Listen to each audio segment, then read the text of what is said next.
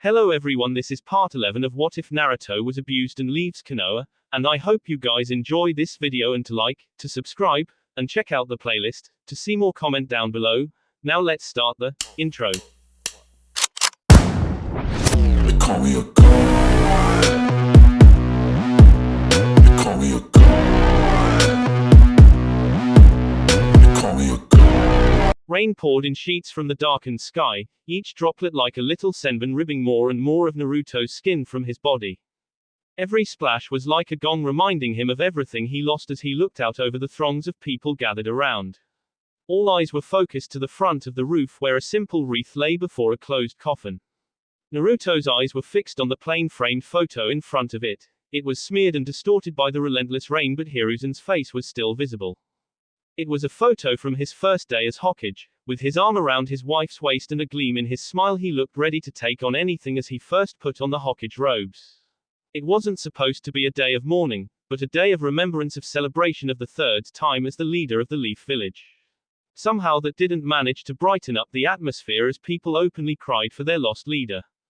Naruto wouldn't allow himself to cry, it was unfitting of a shinobi, but even so the near tidal wave of emotions threatened to break that self-imposed rule. Before him lay the first person to ever treat him as a real human being, to actually show him the smallest amount of kindness. Nothing would ever take that position in his heart, nothing ever could. He would always be Naruto's first precious person. The ceremony dragged on. It sounded horrible to put it like that, but it was how Naruto felt. It was like a never-ending torment to stand here and listen to people talk about the old man, even if it was special and memorable moments from his life. The only moments Naruto cared about were those fleeting talks they would share, the secret praising smirks Hiruzen would give him after a prank, and the one time the old man had let him wear the Hokage robes. That one memory actually made Naruto smile, even if it was only briefly before the pouring rain redampened his spirit. The cloak had been ridiculously oversized and Naruto was constantly tripping up, however every time he did so Hiruzen was right there to catch him. The most amusing part was wearing the hat. It dwarfed Naruto's head to the point of completely obscuring his vision. The Hokage had called it a vision of a future to come. Now Naruto could only look back at it as a past that might have been. Naruto had difficulty laying down the white flower that was clutched in his trembling fist. He reached out his hand, but the simple plant just would drop. He could only stare at the framed photo, willing this all to be one terrible nightmare and he could wake up to see him one last time. He felt something clutch his hand and warmth spread from that contact. He looked around to see Tayuya next to him, also looking at the portrait. He finally let the flower drop into the growing pile atop the coffin before letting the red-haired girl lead him away. There were only a few people in the line after him, dressed in the same black mourning clothes. He paid them no heed, too lost in his own thoughts to even notice as the service finally came to a close, the rain finally letting up as it did so. Nobody would notice the solitary tear that finally managed to crawl out of Naruto's eye. It just blended in with the countless droplets of rain that soaked through his form. Naruto sat on the bank of the lake, looking out over the peaceful, calm waters like he had done for the past 3 days. Tayuya and Gaara had come to see him many times, neither attempting to move him or coerce him to do so in the slightest. They understood that he would start training again when he felt ready, when he had allowed enough time to pass to deal with the loss of a pseudo-father figure. Naruto didn't say much when they visited, but he was sure they understood that he appreciated their company. Tayuya was especially helpful. She would come and just sit next to him for a while, never saying anything, just sharing in the scene with him. Surprisingly, it was Gaara who was the more talkative one, telling Naruto of some of the kids who had begun to follow him around ever since the invasion. He had actually managed to get Naruto to laugh yesterday, the first real sign of his recovery. Like always, he smelled the newcomer before he heard him even clear their throat. Naruto said nothing, not particularly caring what this Anbu was here for or what he had to say.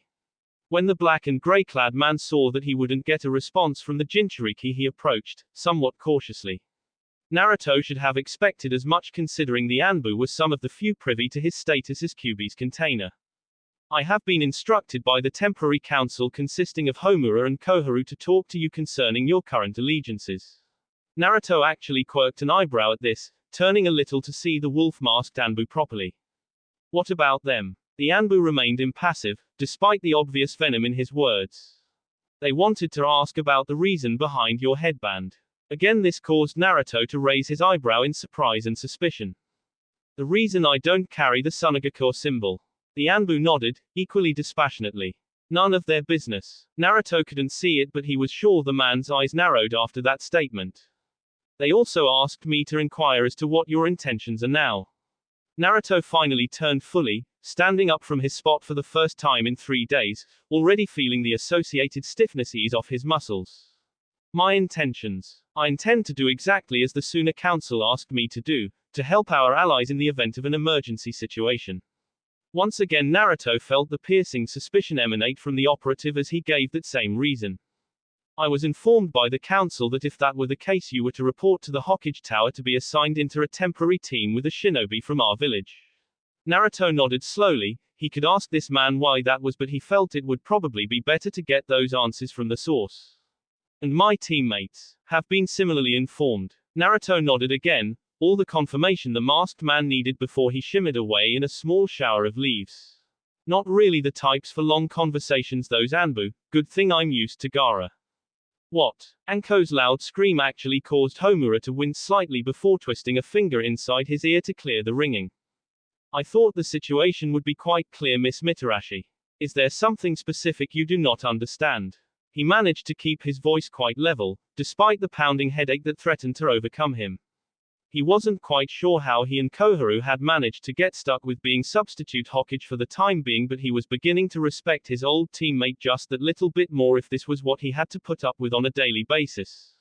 Yeah. Tell me again why I'm getting stuck with a bunch of snot-nosed genin. Homura sighed for the 5th time since Anko had entered the office. While the chair was certainly comfy, he wasn't sure it was worth it.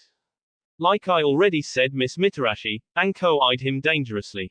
Stop calling me that. Sigh number 6 managed to escape his lips. Like I already said, Anko, the village needs all available resources acting at full strength. While we appreciate your abilities in covert operations, right now we need to focus more on those missions that actually get noticed. If other nations catch on to the fact we are in a weakened condition, they will no doubt take advantage of that. Anko growled something under her breath that didn't sound all that pleasant. Yeah, but why me? There are tons of Junin that don't have squads. Homura leaned back in the chair more, his fingers subconsciously reaching up to rub his temple. And each will be getting equally important missions, I assure you. Anko didn't seem at all pleased with the answer, but before she could complain again, Homura cut her off. Anko, there is really nothing you can do about this. When a new Hokage is instated, you can take it up with them. Until then, the village is under mine and Koharu's direction, and I assure you that she will back up what I have to say. Anko's argument died on the tip of her tongue as she leaned back with her arms under her ample chest. At least tell me who the little Gakis are.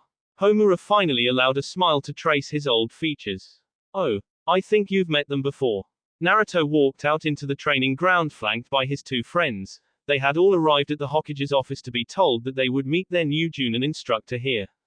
Naruto had wanted to ask who they would be getting, but after thinking about it he realized he didn't actually know any of the Junin level shinobi in the village anyway, discounting Kakashi and the proctors for the Chunin exams.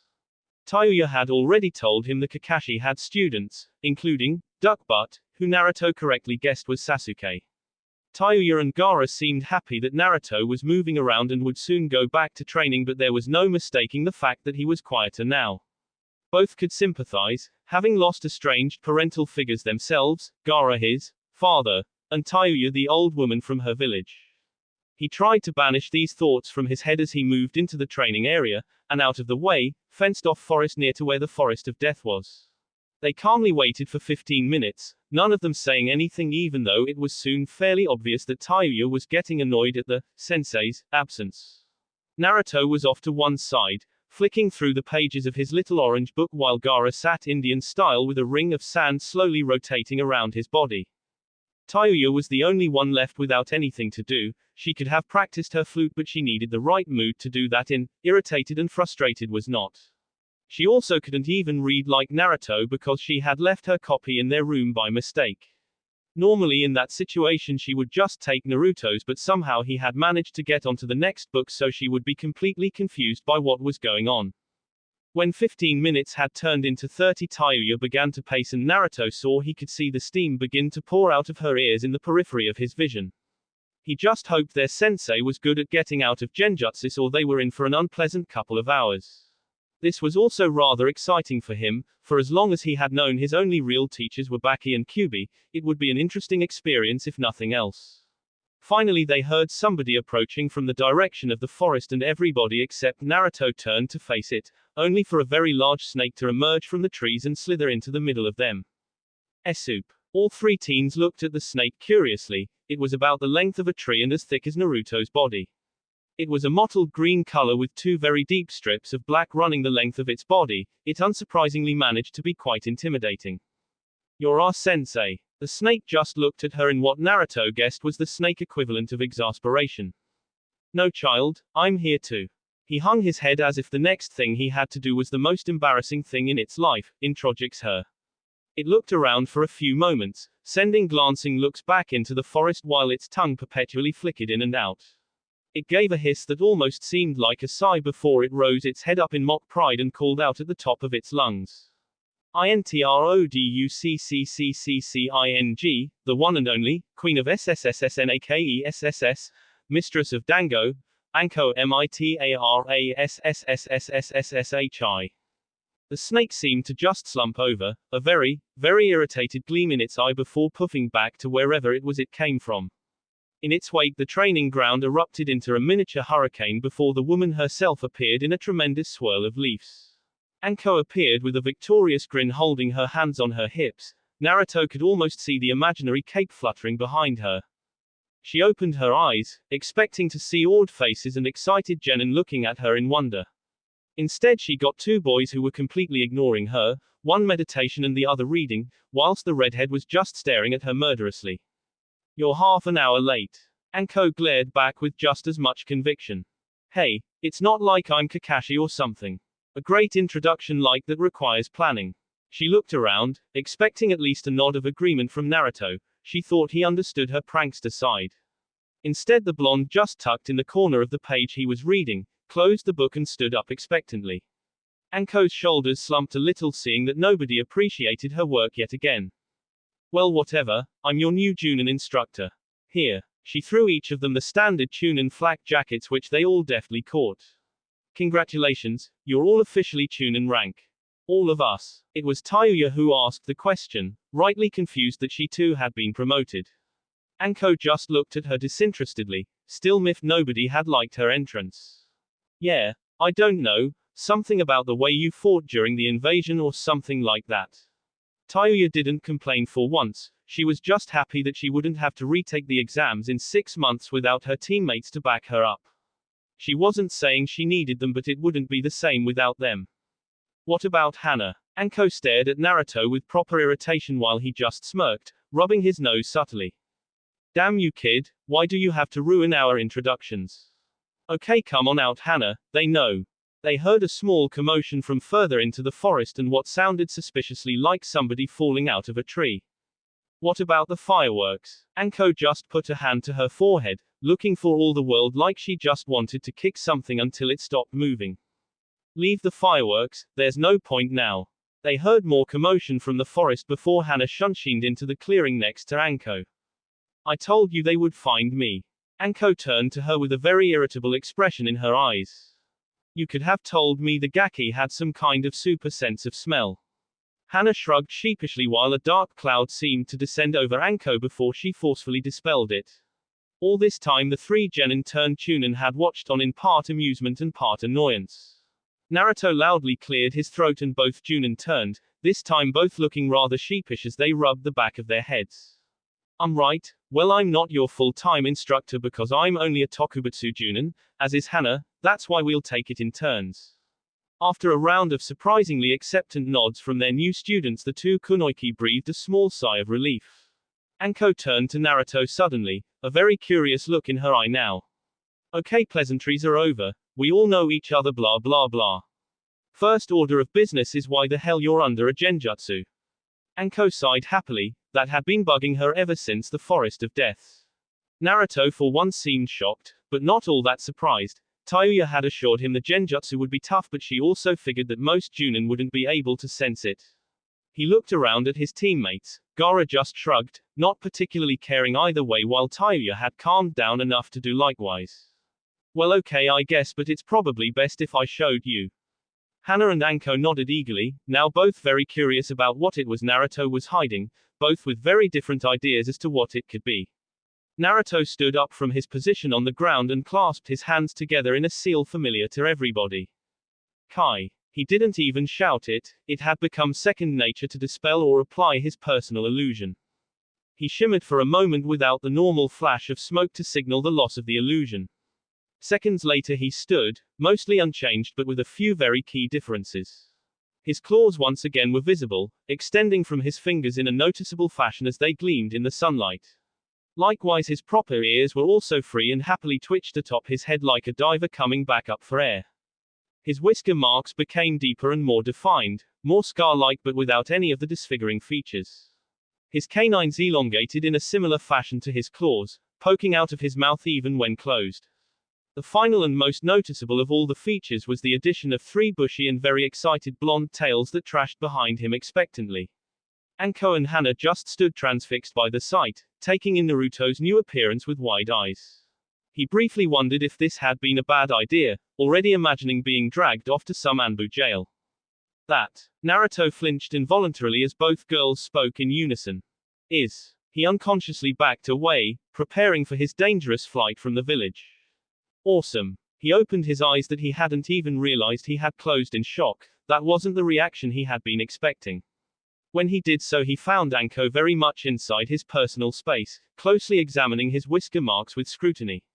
He also felt something lightly brush one of his tails and looked around to see Hana looking at them with the exact same amount of intent as her friend. Wow, no wonder you use a 4-legged taijutsu style. These must provide great balance. Can you feel things with these whiskers? How do you stop people standing on them? How hard are the claws? Why 3 tails? Do you have them on your feet as well?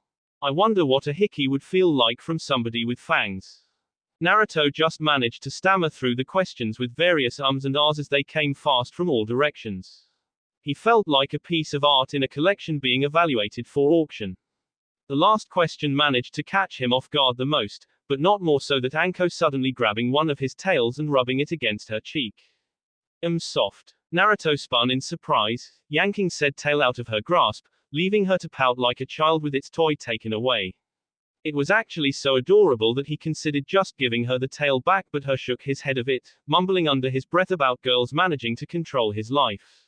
He spun around again to find Hana and Anko looking at him expectantly before he realized he hadn't answered a single one of their questions. Yes, I can feel things with the whiskers. I tuck them into my pants to stop people standing on them.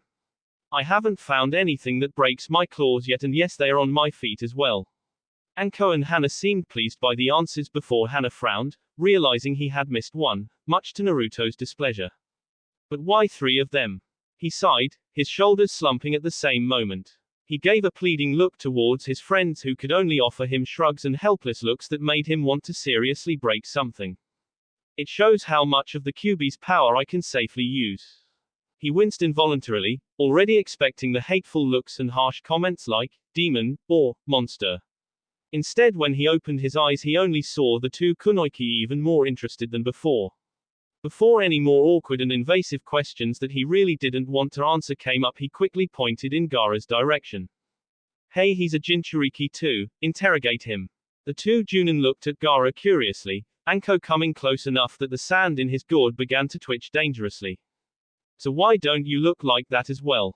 Gaara merely narrowed his eyes into a glare, something Anko wouldn't have thought could look so frightening coming from a 14-year-old. Shukaku and I don't have a great dialogue. He left at that, making it very clear he wouldn't say any more on the topic. Anko backed off. Gaara could pull off the psycho look if he wanted to, and she kept that in mind for future reference.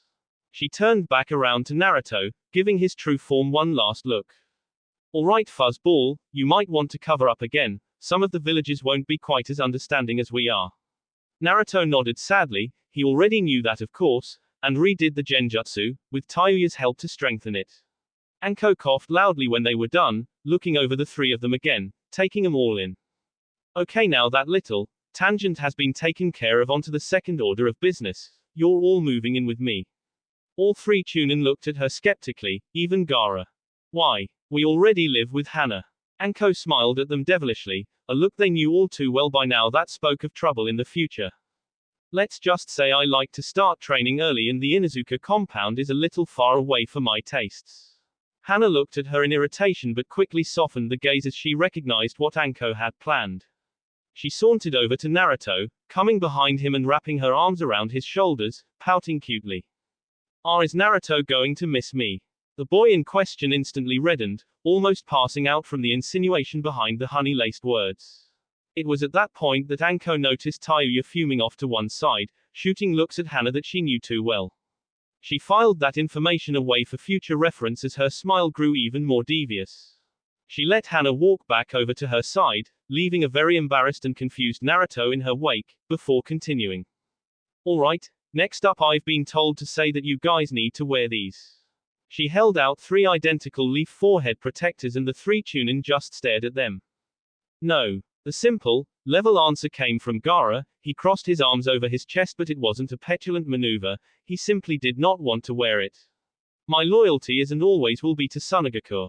Anko looked at him for a moment and found she couldn't really hold that against him, he was the son of a Kazekage after all. Next she turned to Tayuya who likewise had placed her arms under her chest.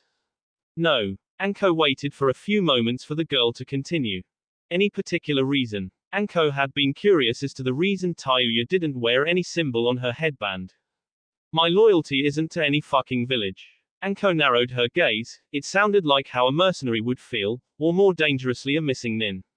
It's to shithead over there. Everybody in the clearing did a double take, looking at the proud redhead curiously, Naruto especially. Where he goes I go, simple fucking as that. Anko just nodded, albeit after she managed to get the amused and inquisitive look off her face. Well then fuzzball you seem to be the linchpin here. Let me guess, you're not going to take the forehead protector either. Naruto shook his head with a small smile and Anko sighed, it seemed that was a common occurrence around these three. Not for the reasons you would think though. He took of his forehead protector allowing his shaggy bangs to fall forward in front of his eyes. He carefully removed the metal plate from the headband and flipped it over to show a faded but no less visible leaf symbol. Anko was just full of questions around these kids, they were more interesting than most of the people she knew. Where did you get that? She was somewhat fearing the answer by this point, it wasn't uncommon practice for people to claim the headbands of shinobi they defeated or killed. When I left the village I sneaked into the academy and took one. I never figured I would be back to explain that though.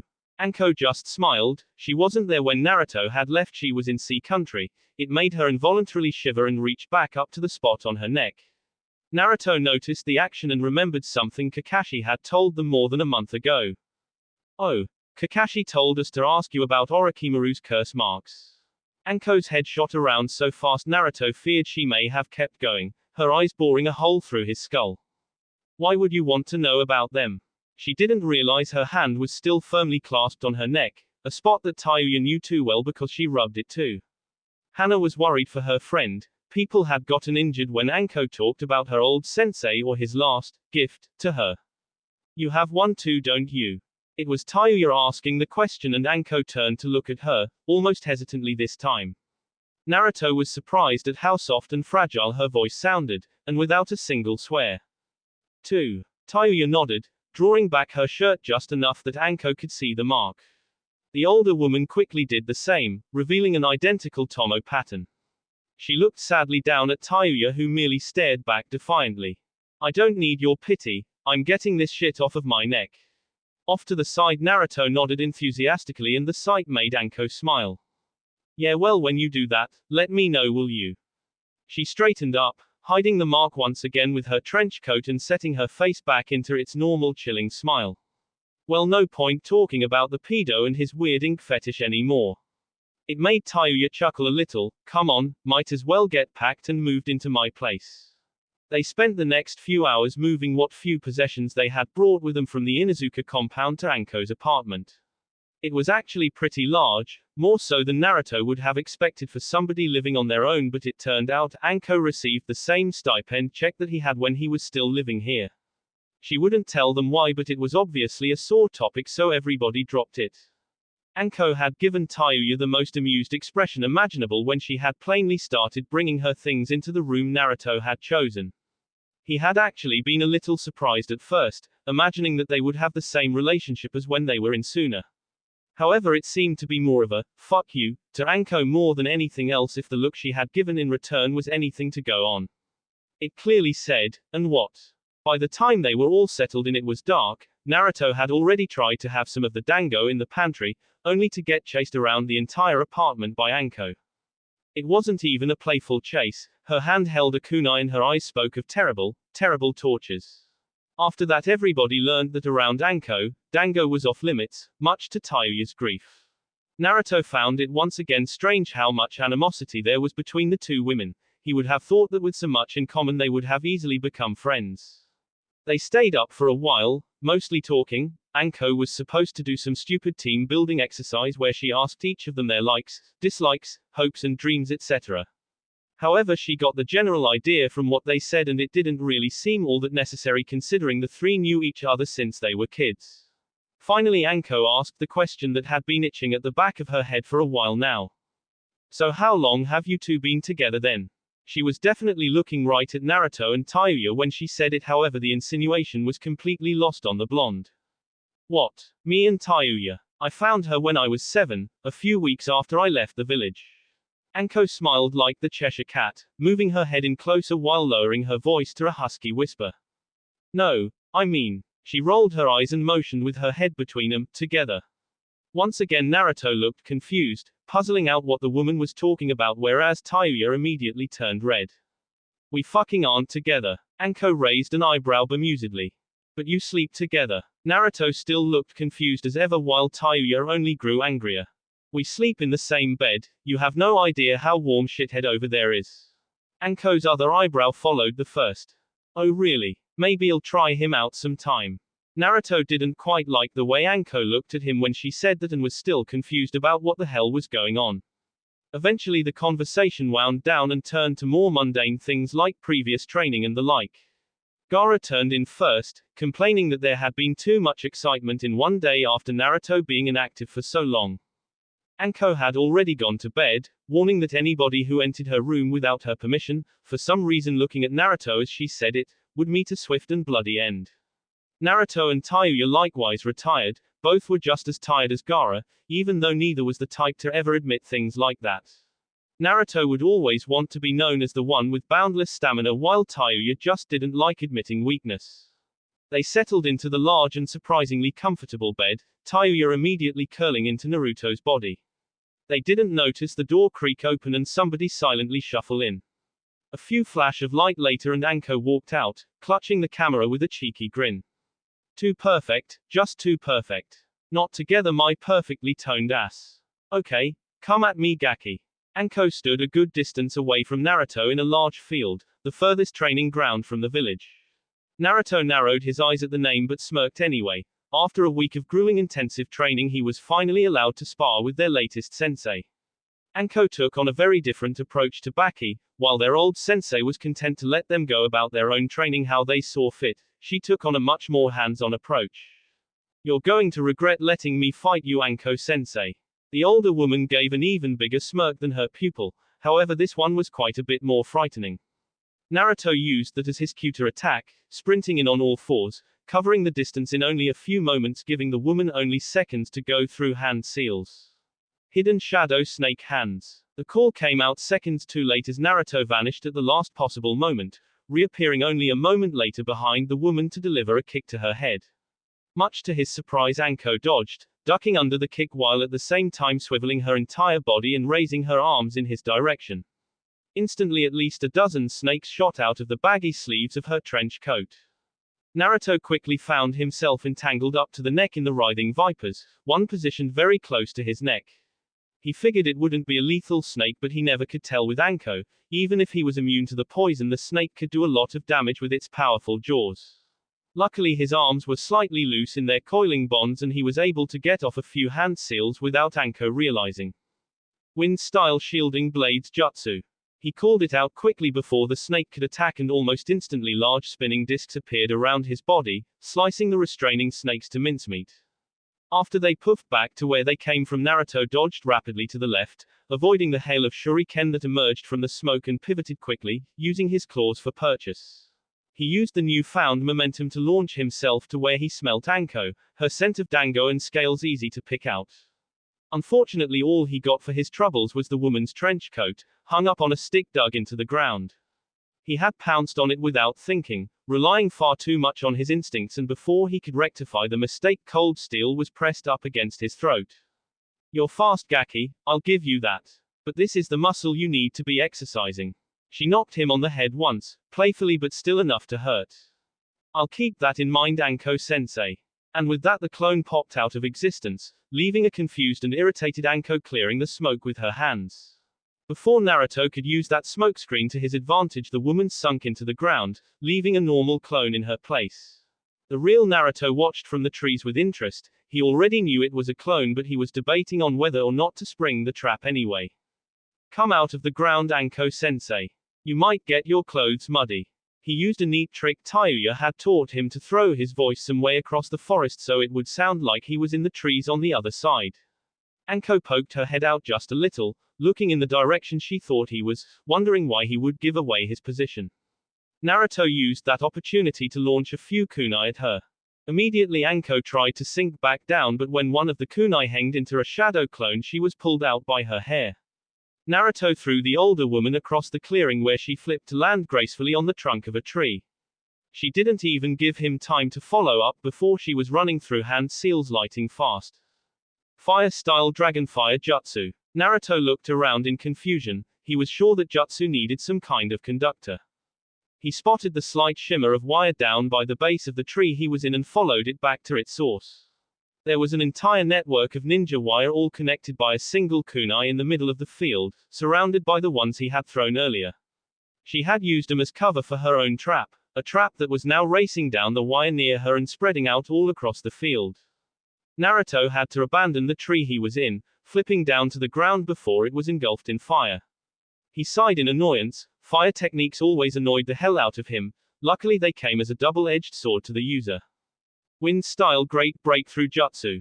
Naruto released the huge gust of wind from his lungs, sending it careening towards Anko. The gale caught the flames as it went, sending them into an inferno as the oxygen ignited, and soon Anko had to jump out of the way as her own technique was used against her. Never one to give up the advantage, she sent a small hail of senbon in his direction, each laced with trace poisons. Naruto dodged as best he could, taking the ones that he couldn't in his arms as he used them to cover his more vital regions. He felt the sting as the poisons circulated through his veins, quickly being cleansed from his system as QB broke down the more harmful toxins. Unfortunately, it slowed him down long enough that Anko managed to catch him unawares as she dropped down from the sky, quickly pressing her kunai into a much more precious area than Naruto's neck. Okay, Anko-sensei, you got me. He held up his arms in defeat, but slowly so Anko would think he was trying to attack her. One twitch from her hand and he wouldn't be having any kids in the near future, at least if what Hana said was true. Nice fight, Gaki, maybe someday you'll actually be as good as me. Anko released him with a small push, unbalancing him for a moment, allowing her to trip him up. Once he was on the ground, she quickly sat on his chest, idly picking at her nails with the edge of the small blade. But probably not. Naruto just blushed in the compromising position. Anko wore a very short skirt and he could feel something soft where she was sitting on his stomach. Anko noticed his discomfort and rubbed her body back and forth a little, smiling broadly at the shade of red his face went. She leaned in closer to his ear, whispering softly in a husky voice. Do you like me sitting here, Gaki? Naruto's eye twitched and Anko was fairly certain the boy was about to pass out, so she got up, much to Naruto's relief, but not before she gave his ear a little lick for good measure. Anko sighed happily from the teasing, only now noticing that she was still without her trench coat. She walked over and pulled it off of the branch sticking out of the ground and threw it around her shoulders. As she did so, a small orange book flew out of one of the pockets, skidding across the ground to land next to Naruto. He picked up the small book, looking at it with unhidden amusement, noticing the well-read pages with noticeable wear and a few stains from red bean paste. Anko rushed back over, snatching the book out of his grasp and quickly replacing it in her pocket, this time buttoning it back up. Gaki, you tell anybody about this and I'll make sure a few of my scaly friends visit you in your sleep. Despite how serious he knew the threat to be, Naruto couldn't wipe the smirk off of his face. Of course, Anko sensei. They both stood up, wiping some dust off of their respective clothes, an awkward silence permeating the air. How many times have you read it? Anko hung her head down, an almost visible rain cloud hanging overhead. 6. It was a whisper, and not a very proud one. Naruto couldn't hold back the laughter after that. He had only given her the book as a joke, and he never expected women except Tayuya to actually read it.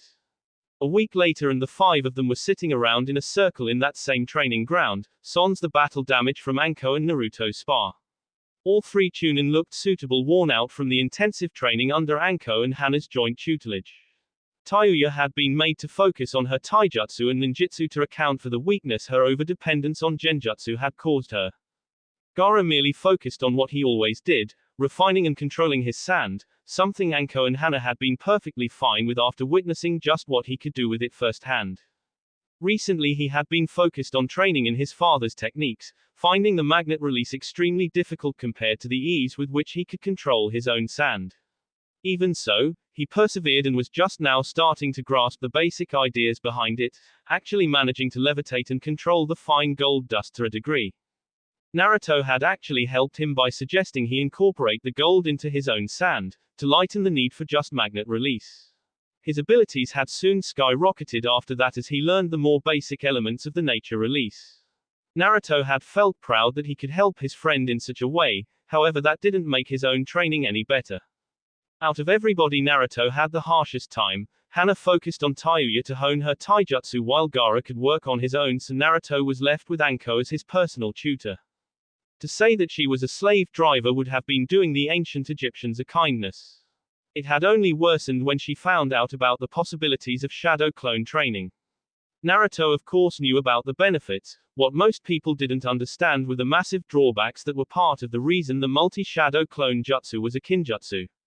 While training with a few dozen clones in a day could accomplish a few weeks' worth of training, the sudden influx of information from that many clones dispersing was enough to drive most people insane. As it was, it gave Naruto the worst migraines imaginable, making him irritable and short-tempered until it cleared a few hours later. Anko merely told him that training wasn't supposed to be enjoyable and to be lucky that he was even able to endure this kind of strenuous training. In the end they reached a compromise that Naruto would only do half of his training this way, limiting the headaches to a dull, near-constant throb.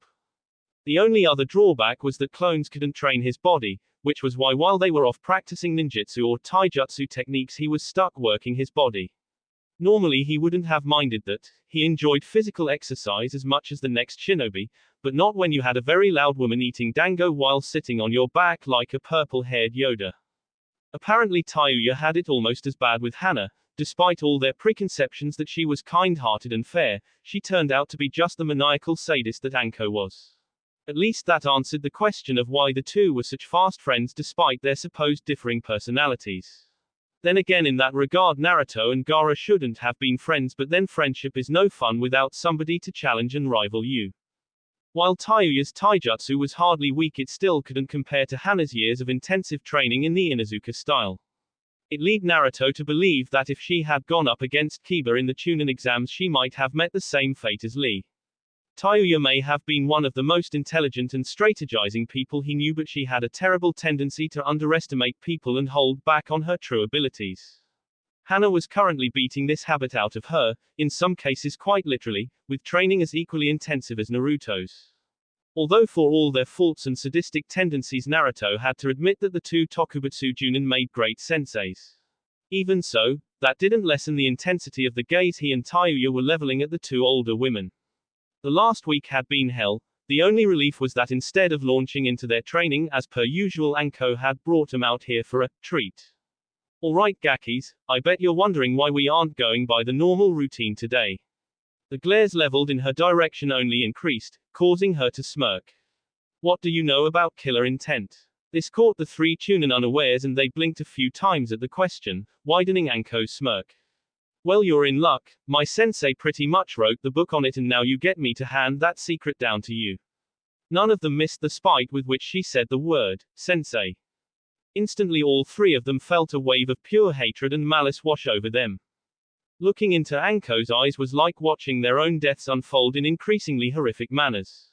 When Anko finally let up, she was a little disappointed to see that only Tayuya seemed to have been really affected. Even then the girl only looked a little startled. It was normally a lot more effective. She had even made one guy pass out after soiling himself when he touched her ass in a bar.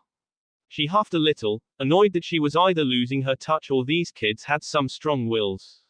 Well, it's basically a genjutsu that you focus through your eyes. It's strange in that it feeds of your negative emotions, be it pain, anger or fury. It's sort of like a dojutsu that anybody can have, I guess.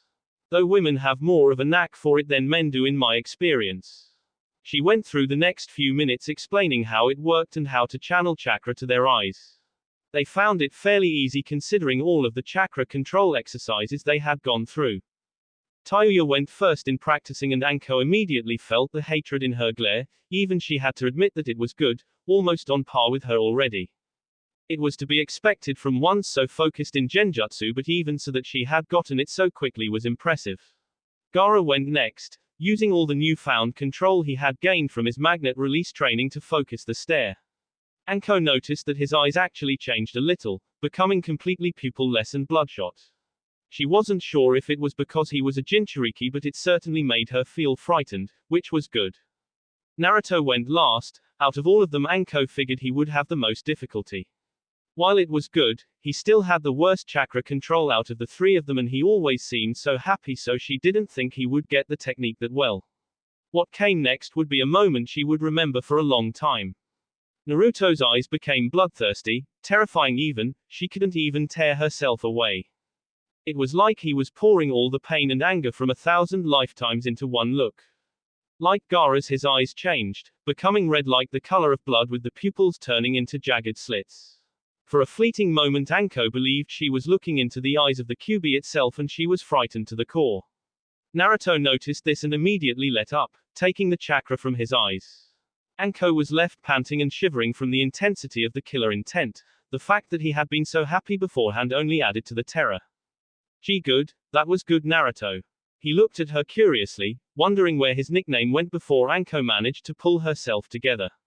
She was a trained shinobi, well used to the killer intent from her old sensei and from her interrogation job. If Naruto could do that to her, then he could do a lot worse to others with such a technique. Alright, you seem to get that pretty quickly, keep working on it, but Gaki. She looked straight at Naruto when she spoke. Don't use that technique on somebody, even for practice, unless they are definitely an enemy. Naruto nodded slowly, unsure why she was telling him this. He would never try to frighten anybody he cared about like that. Anyway, I'm giving you guys the day off. Go rest or mess about, whatever the hell it is kids do now. Naruto shot up. Hey, you're only like 4 years older than us. Anko smirked. She purposefully riled him up with that. She just needed to see the proper him for a moment to wipe out the memory of that horrible glare. Naruto lazily swung his legs off the side of the bed. He had been waiting for a while now for Gaara to get ready so they could go to the onsen. Both of them were worn out from the training, and Anko had recommended they relax there for a while to ease the tension in their muscles. Naruto couldn't disagree with her. As long as they didn't run into any perverts this time, he figured they would be okay. After all, the last time he had been sure it was working, although if he heard giggling he wasn't liable for the pervert he would strangle. Finally Gaara came out of his room. Going to baths was always worrisome for him because he couldn't take his sand, which left him feeling very vulnerable. His sand and water didn't mix well and it left him heavy and ineffective. There would be earth he could break down at the baths, of course, but it wouldn't be as effective as his chakra-laced sand. He did have his father's gold dust now though, which offered him some protection, but not the extent his armor would. You know, you could just take the gourd and not take it into the actual bath with you. Gaara stared at him with an evil look that clearly said, and you didn't tell me this sooner because. Naruto sighed deeply as Gaara returned to his room to retrieve his gourd before he heard a knocking at the door. He wondered who it could be because Tayuya and Anko were out together getting dango while Hana was on a tracking mission. He couldn't think of anybody else who might be visiting, or even knew where he lived right now. With that in mind he resolved it was probably somebody coming to see Anko. Even that confused him. Even in the short time he had known her, it was fairly clear that her only real friend was Hana and they wouldn't be receiving missions yet. Anko had told him as much. It left him confused and curious as he opened the door, only to see the three Tomo eyes of a fully matured Sharingan looking right back at him. Naruto Uzumaki. The voice was cold, emotionless and dangerous, even more so that Gaara could hope to achieve, and Naruto immediately knew who this was. Even if he didn't recognize the man from his picture in the bingo book, there were only two other living people with the Sharingan, and this certainly wasn't Kakashi. Itachi Uchiha. Naruto didn't mean for it to come out as a squeak, but the man cast an intimidating shadow and he had been caught unawares. Gaara heard him and came rushing out of his room, gored back on and sand armor already coalescing around his body. Ah, the Ichibi container. Sasori will be disappointed, but I suppose we must use the opportunities presented us. That same flat, monotone voice again, like it was trying to remove all the emotion from the very air. How did you find us? Itachi didn't even raise an eyebrow, instead he just motioned with his head and walked out into the corridor. Naruto and Gaara felt compelled to follow him. Already Naruto was forming a plan. Itachi might have been Konoha's second most wanted S-rank missing nin, but he and Gaara were Jinchuriki. They should have been able to take him on together. Of course that plan fell apart when they moved out and saw that Itachi was not alone. Ha! 2-for-1 Itachi. Aren't we lucky? The eldest Uchiha didn't even bother answering his companion, who was too busy thinking of way they could make capturing him easier, dismemberment being at the forefront of that list.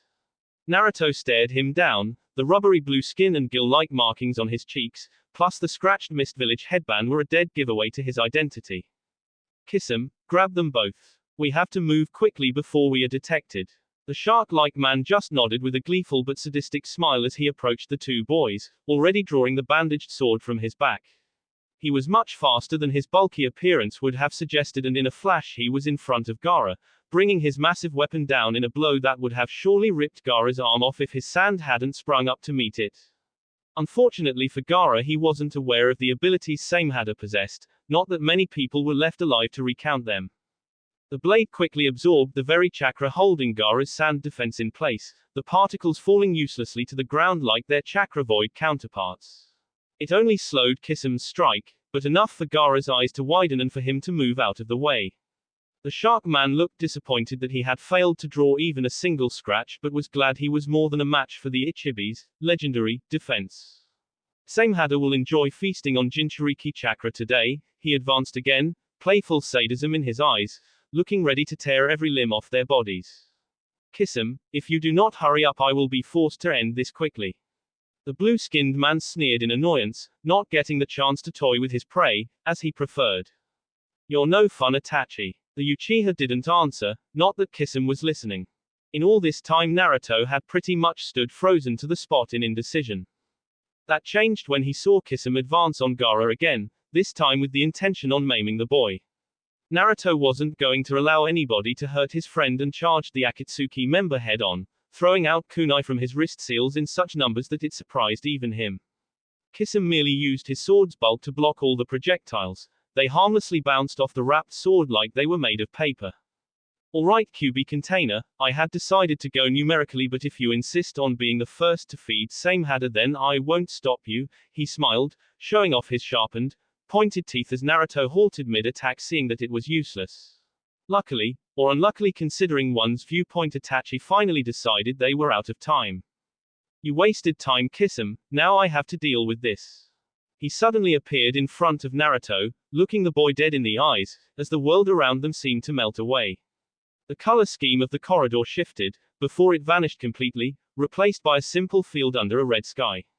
It felt cold, cold and uninhabited, like Naruto was the only person alive in the entire world.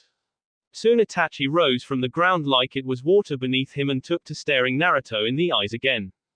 Welcome to my Tsukuyomi. Here reality is mine to control, and for the next 72 hours you are nothing more than my plaything. The tomo of his eye had warped into a new pattern, like a three-pronged pinwheel. Naruto knew this had to be a genjutsu, but nothing he did, from stabbing himself in the leg to disrupting his chakra, would break it. Please Naruto, it is pointless to try and escape this place, hours in this world are nothing but seconds in reality.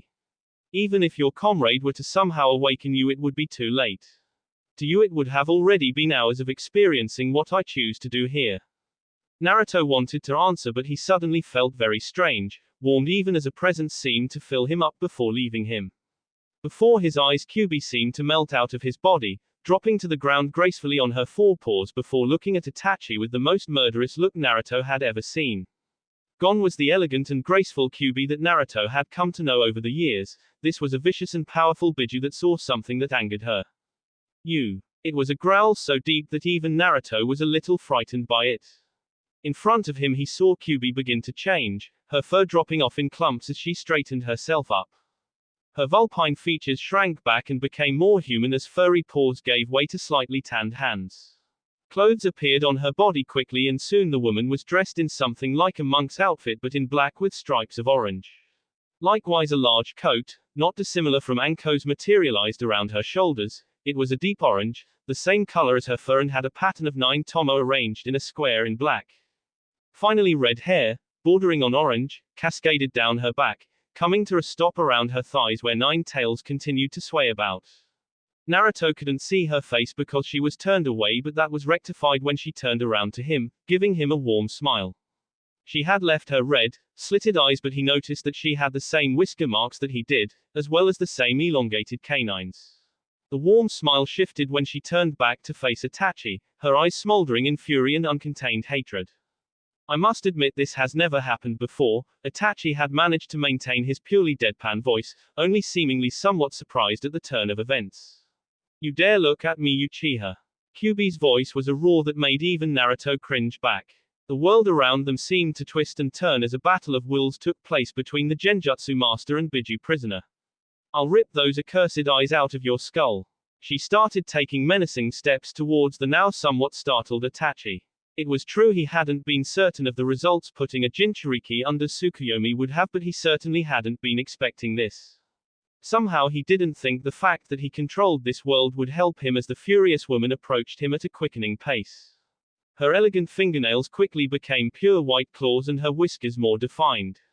He didn't particularly want to find out what would happen when she actually reached him, so he tried to cancel the genjutsu, only for nothing to happen. Kyuubi closed the distance between them, grabbing his neck with her clawed hands and smirking, even though her eyes still burned with hatred. You are no longer in control of this world. She looked around as the environment finally righted itself, accepting the dominant will of the Kyuubi. She turned back around to the man currently held in her grasp and started to squeeze slowly. I wonder how long your Tsukuyomi lasts. I understand the longest has been over 100 hours. She smiled sadistically and squeezed harder. I hope it's long because I have a lot planned.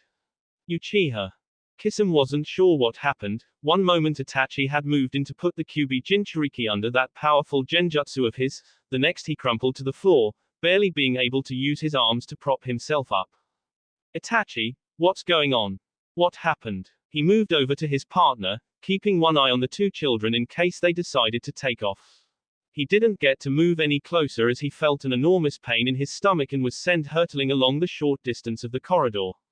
He looked down to see a large swirling scar on his stomach. His cloak was torn to shreds, but it was not a fatal blow. He looked up to see Jiraiya approaching, a very determined look on his face. Before he could pass Itachi, Kisame stood and raced down the hallway. Jiraiya braced for an attack, but at the last moment Kisame crouched and pulled Itachi onto his shoulders before racing off in the opposite direction. He used Samehada to break through the wall and leapt out into the night sky, quickly disappearing before Anbu could get on their trail. Jiraiya turned back to Gaara and Naruto with an irritated grunt. He finally had 2 Akatsuki members, one of which looked severely incapacitated, and had let them get away. He moved to where Naruto stood, looking a little shell-shocked by what he had been forced to witness inside the Tsukuyomi. What a lot of people didn't know about the genjutsu was that you couldn't close your eyes, or cover them in any way. Are you alright, Naruto? The boy nodded, still looking a little distant, but he seemed to snap out of it after a few seconds. He moved over to Gaara, seeing that the boy was also unharmed, although the same couldn't be said for his pride. Gaara had been completely defenseless against the chakra-consuming blade and now had to find a solution to it for when he faced Kisame in the future. Opponents like that were never just a one-time deal. He would be seeing the shark-skinned man again. He was certain of it. Jiraiya led them back inside Anko's apartment. He would wait for their sensei and 3rd teammate to get back from what they were doing. After that he would have a lot of explaining to do. He looked at Naruto sadly. It irritated him to have to bring such a young boy into such things, but right now he saw no other way. That will be it for this video. If you want more, comment down below, like, subscribe. And see you guys later.